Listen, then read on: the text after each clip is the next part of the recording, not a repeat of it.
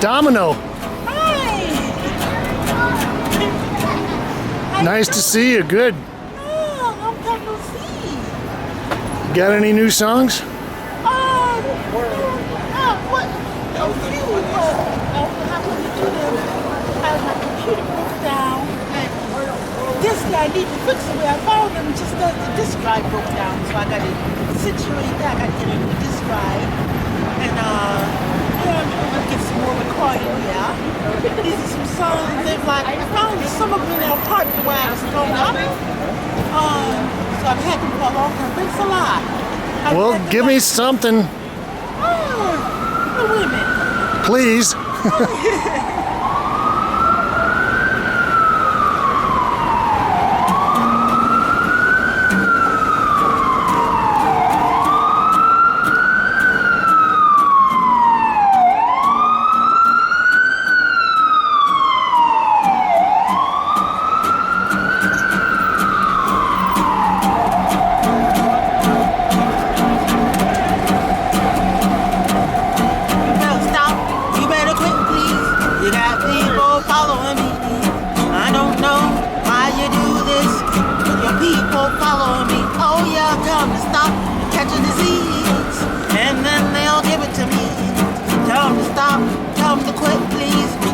People following me, oh yeah, yeah, yeah, oh yeah, yeah, yeah, oh yeah. Friends, painters, hardheads, lend me your ears. It's James Calmer, half-assed report of the guy on the bike. And we're down here on Great Jones Street. We're gonna try to run up and see this exhibition at the Eric Firestone Gallery.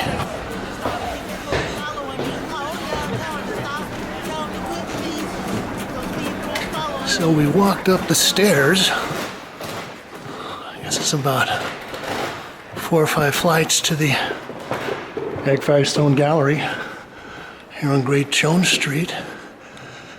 And we're going to take a quick walkthrough of an exhibition by Martha Edelheit titled Flesh Walls.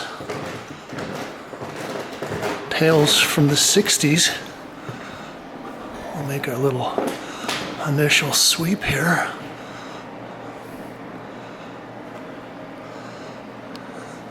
Well, I think we'll start out looking at this piece. This is titled Tattooed Lady, 1962, oil on canvas.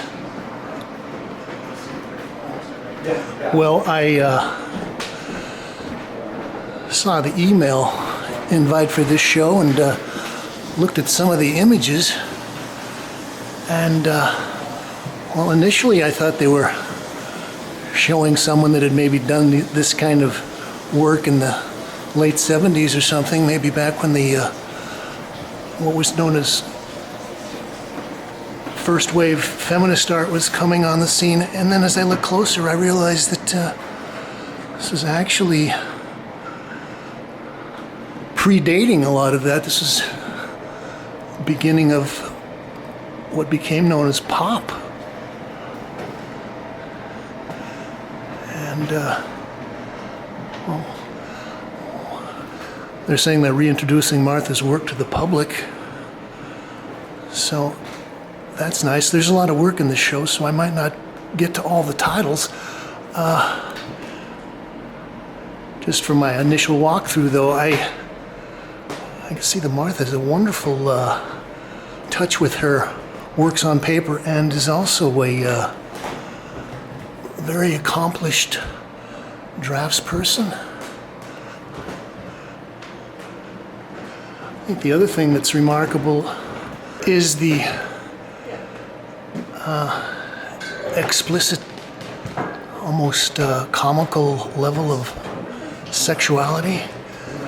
This piece is titled Circus Tree, 1961, ink and watercolor on rice paper.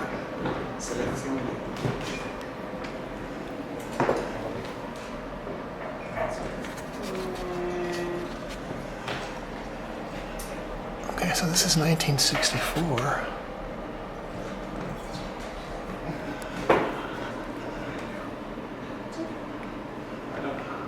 This one was really good. The Life and Loves of the Lizard, 1962, ink and watercolor on rice paper, 11 by 17 and a half. Well, there's probably a lot of young women artists today that could claim a legacy from Martha.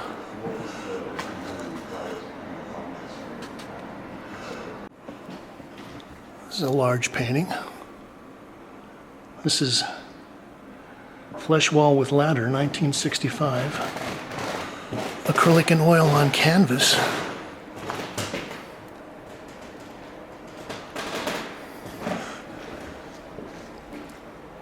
Well, I like her paint handling. I like the way that she's mixing her media. The way the Lotta's linen is basically unprimed and stained, and then she's got her metallic painted ladder. And this device of the shadows of the lamps are good. I'll read a little bit from the press release. Eric Firestone Gallery is proud to announce the exhibition Martha Edelheit, Flesh Walls, Tales from the 1960s. We'll come over and just stroll down this wall. The exhibition will reintroduce the public to Edelheit's radical paintings and pioneering subject matter. The exhibition includes multi-panel paintings from her Flesh Wall series, as well as canvases of elaborately tattooed female figures and works on paper. The works on paper are a major series from the mid-1960s depicting a wild, erotic version of circus performers and images of paper dolls reimagined into adult fantasies that explore gender identity, sexual costuming, and sadomasochistic play. Okay, that's a tall order. Well, you can see that Martha could be a professional portraitist if she wanted to be, but I think she was having a little too much fun doing this kind of stuff. Also, yeah, she's got a very nice, especially in the color work, she's got a great, in the paperwork, she's got a great color sense.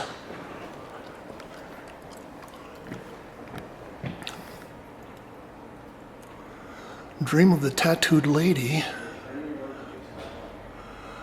Let's see if we can find a date. That's 1961.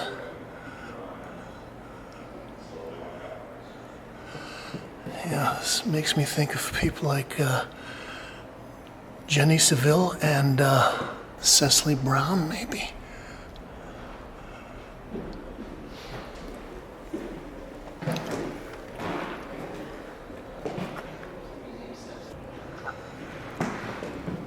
Tattooed lady performing. Oil on canvas, 50 by 50. Also, yeah, I'm looking at this and thinking that this work is held up pretty well. Also, so she's using some metallic pigments in there, and the kind of brusqueness, the urgency, and the what do I call it, over-the-top feminist kind of sensuality kind of makes me think of Judith Bernstein as well.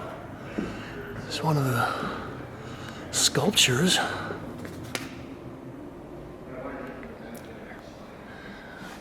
I believe this is tattooed torso.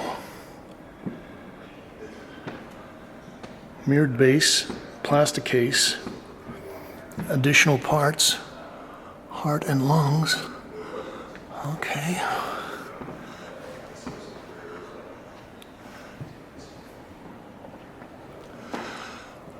There's another large piece.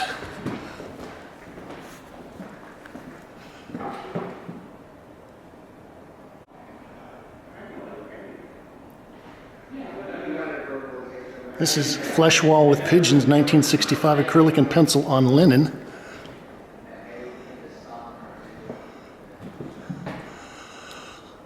So this is a diptych, and, well, I've had some people that were discussing the theory of the finish and why somebody would leave raw linen as part of the picture. And well, this particular commenter had some kind of an idea that you had to cover all of the surface with paint.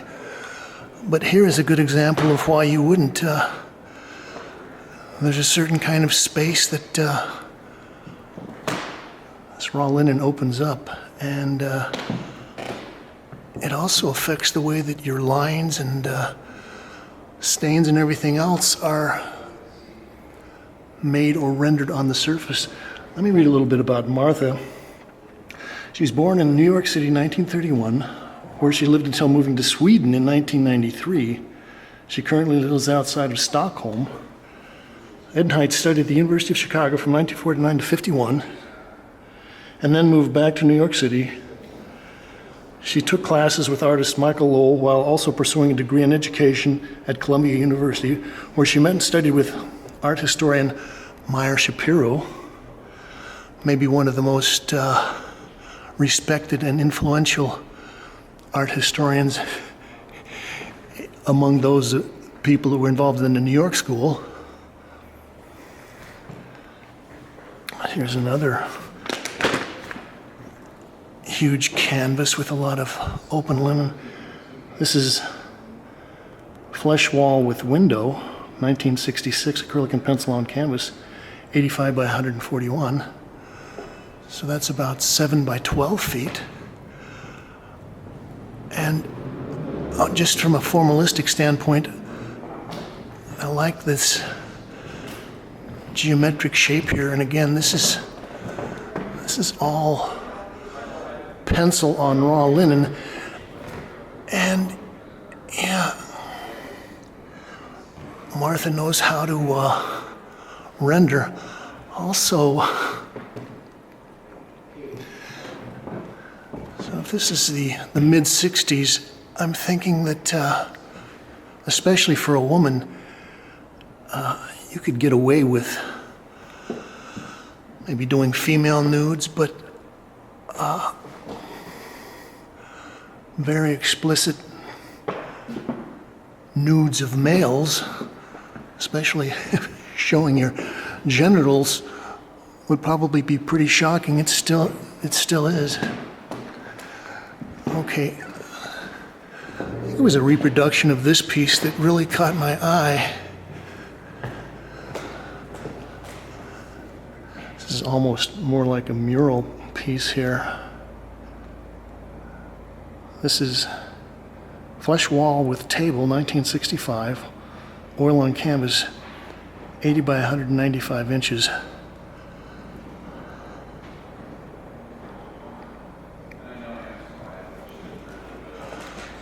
Now, as I was talking about the subject matter, okay, it looks like this is all female nudes, but as I said, this is all before a lot of what was called the essential feminism or the first wave of the feminist artists.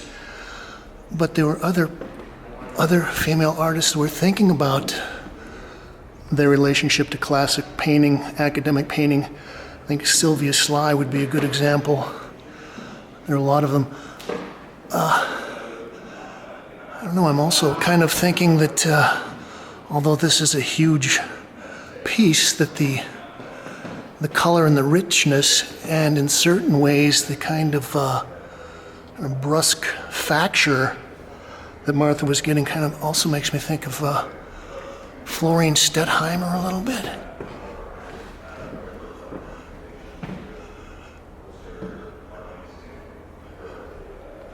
Well, I think the other thing that's interesting, maybe a week or so ago, we went up and saw the Hilma Aufklint show at the Guggenheim, and one of the points that they made about that is that it took about 50 years after she died that society, or at least the part of society, the part of culture that looks at paintings, were able to appreciate, understand, accept what she was doing. And well, one of the things that I like about the Eric Firestone Gallery is that he's actually kind of brought out a couple of other artists that have been pushed into the background and are now kind of getting a second introduction to the public. I think there was a great show by Martha Marcus here about 6 or 8 months ago. And I think that's one of the important things about a gallery like Eric Firestone, is that it's not just about what is being done now, it's also about what the public is ready to maybe take a second look at, to take another run at aesthetically or intellectually. Well, I was just talking with Eric, and he told me an interesting side story, and that is that Martha was drifting around here on the Lower East Side and part of the early Soho scene, and she met Valerie Solanas. And maybe you remember Valerie. She was the lady that shot Andy Warhol. Anyway,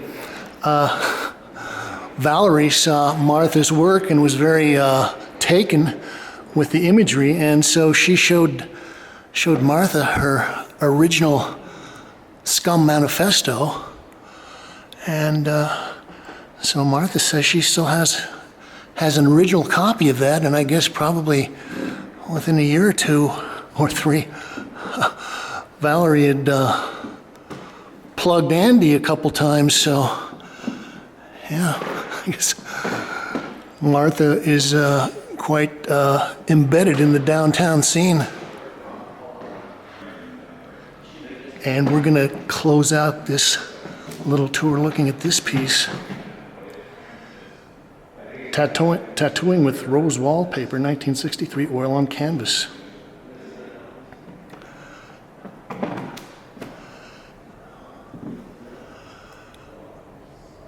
Well, yeah, Martha can be incredibly articulate, and yeah, painting hands is always a challenge.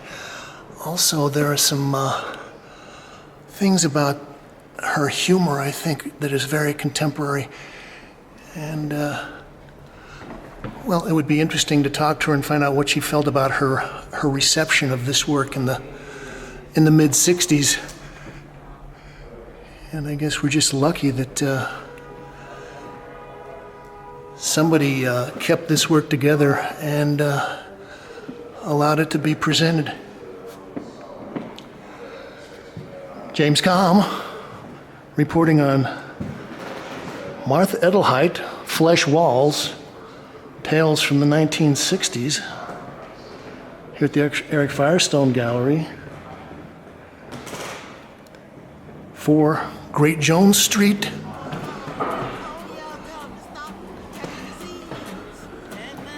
On the Lower East Side. Tell them to stop. Tell them to quit, please.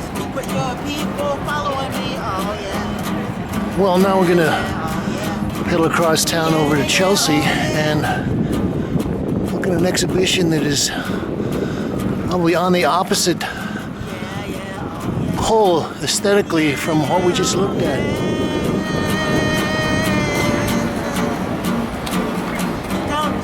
Jump in here and see a show by Jocelyn Hobbie at Fredericks and Freiser. Stay tuned.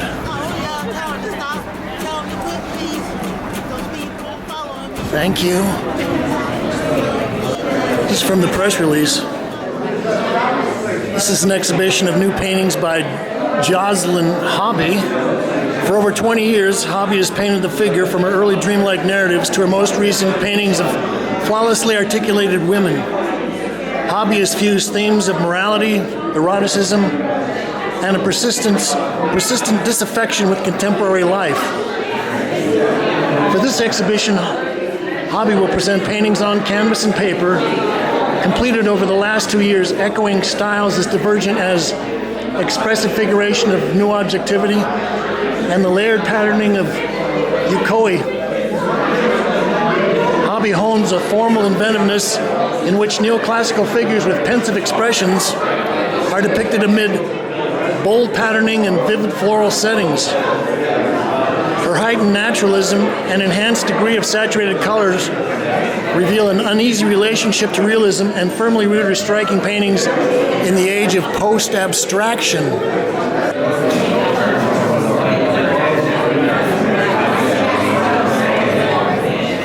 This is titled Hollyhocks and Anemones, 2018, oil on canvas, 50 by 20 inches. Well, I bumped into David Cohen on the way in here, and I was asking him what he thought of the work, and he thought, I will try to give you an abbreviated version of it. He thought that it was dealing with the deconstruction of the idea of beauty in a postmodernist way. And yeah, maybe that would be a good way to describe it. I don't know. I'm actually looking at this and thinking that just as a way or a problem of making paintings, that there are a couple of things I think that are interesting. One of them is, of course, the subject matter, the young, perfect females, flawless.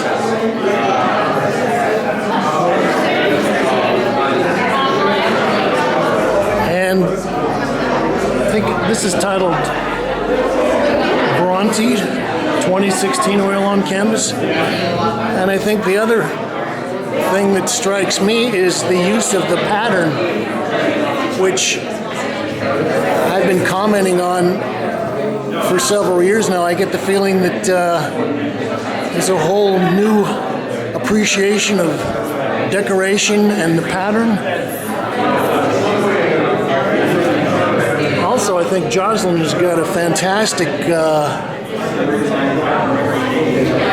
technique.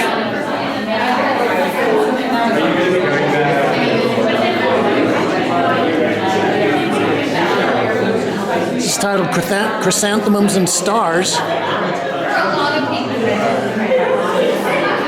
Here we get a nice kind of straightforward sections of pattern. So we've got kind of Islamic geometric pattern in the background. We've got the floral patterns in this young lady's dress, and then she's sitting on a couch with the chrysanthemums.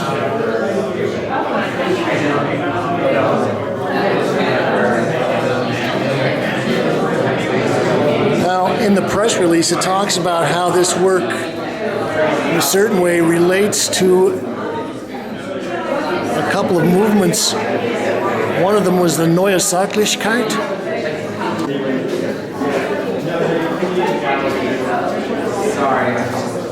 And the Neue Sachlichkeit was a movement that took off in Germany about 1922-23. I think they had a major show there at the museum in Stuttgart.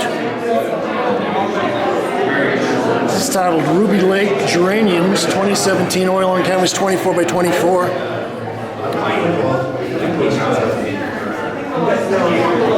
And yeah, I've been doing some reading also about the French Academy lately, and one of the things that was very important to the academic painters was the surface, and trying to remove any sign of the brushstroke or the hand, and basically rendering it as smooth as a photograph.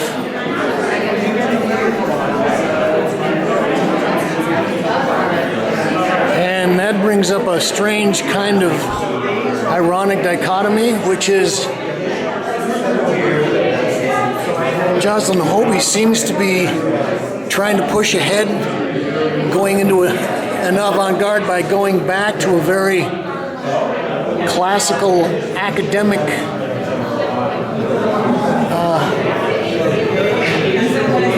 hard-edged realism. I like the palette here. It's titled Fair Isle Geranium 2017, oil on canvas 24 by 24.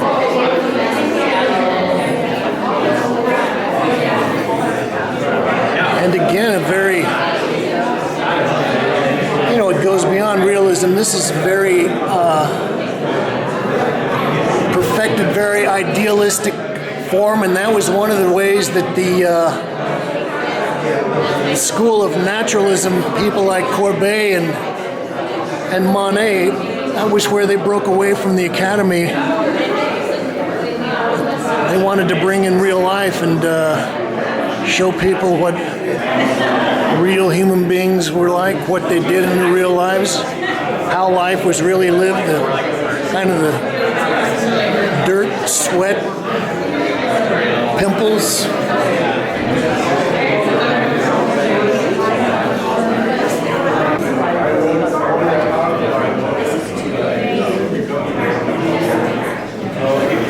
This might be one of my favorite pieces in the show. This is Irises, 2018, 30 by 30.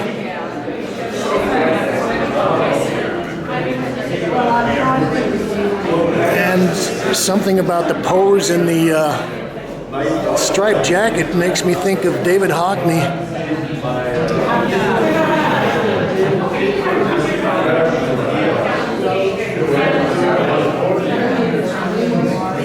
Jocelyn does a great job of rendering her flowers. It's odd because she kind of she contrasts areas that are very flat, very sharp-edged, flat areas of color against very beautifully, very subtly modulated, shadowed forms. So you could cut out that part of the painting right there and make yourself a very nice kind of post-painterly, hard-edged, abstract painting. I think also the color is kind of artificial. It's kind of a Photoshop-y version of color. This is a nice little piece. Cat Bouquet 2018, oil on canvas 16 by 20. It's one of the smaller pieces. I like the strong contrasts with this dark blue and kind of off-white starburst patterns in the dress. So I think she's done a wonderful job of capturing the skin tones and the reflected sheen on the skin here.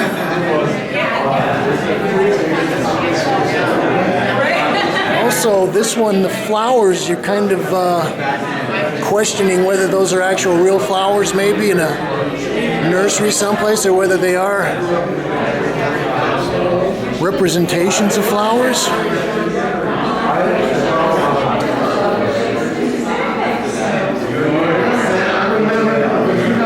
This is Dogwood, 30 by 24.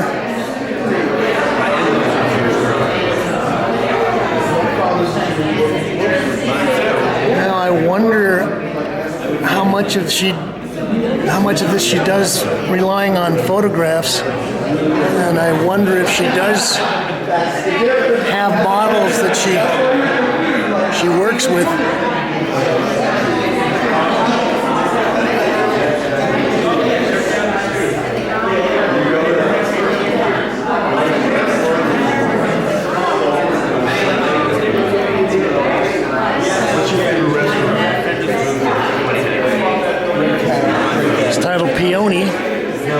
16 by 18.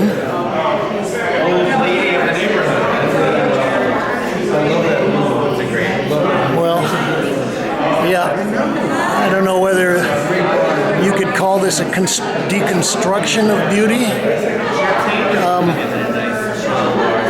Maybe if you look at it sort of like the Stockholm syndrome of the deconstruction of beauty.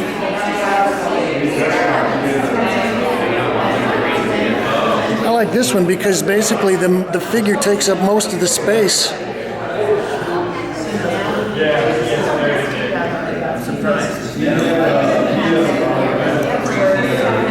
And the plaid is nice.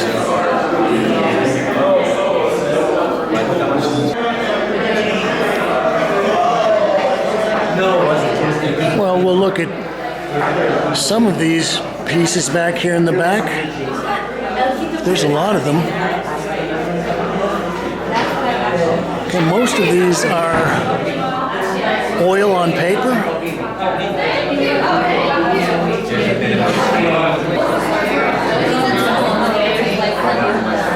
I think this is a version of one of the pieces in the front.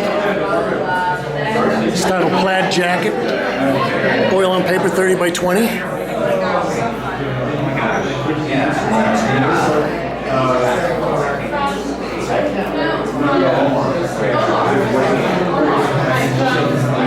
I kind of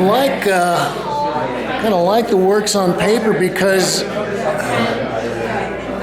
they're a little more sketch-like, a little more urgent. This is cerulean and check scarf.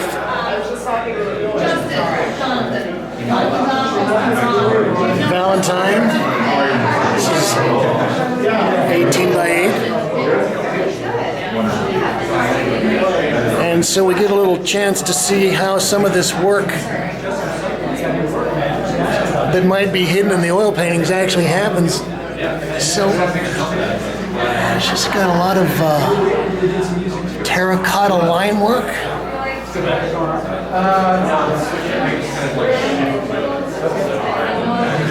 And also there's a lot of this that has the lightness of watercolors, so she's probably painting these with a lot of terp.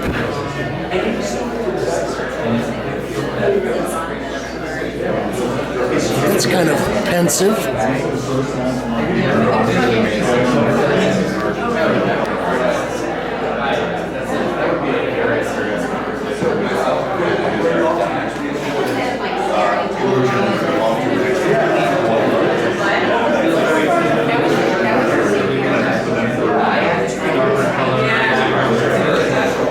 Okay, I'm not going to get the titles of all these, but kind of skim over the... as I said, there's kind of an interesting relationship of Jocelyn's work and high academic art. Okay, this kind of makes me think of a Matisse. Part of it is that although these look like your standard beautiful models, the way that each one of these figures is laid out. For example, this one with the raised arm. That raised arm is kind of a symbol of submission, kind of rendering up your body for examination.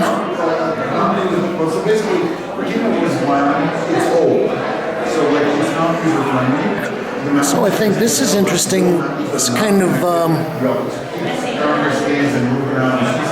piece where you've got a lot of white. It really gives it a different sense of the color read. Once you get to wherever you're skiing, you're not trying to keep it all day. There's a lot of them. So, never back, there's a lovely town. So like I said, there's a lot of things going on in these that you might not see in the finished paintings. I can't ski For one thing, there's a lot more soft edges. Jocelyn is going more for her masked out forms and is kind of relaxing the edge of her forms.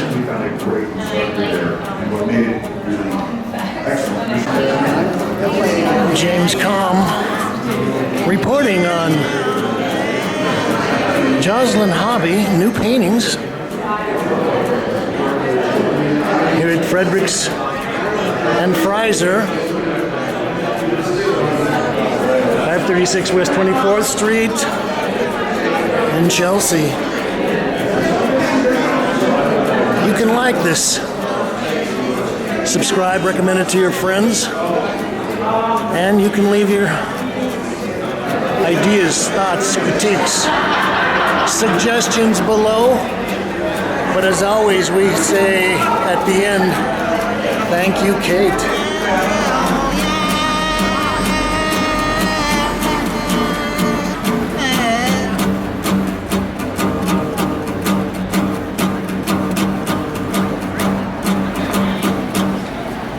Thank you. That was beautiful. What do you do with these? Put them on video, or you making like a complication or something? Yeah, no, these go out over the entire world and people enjoy them.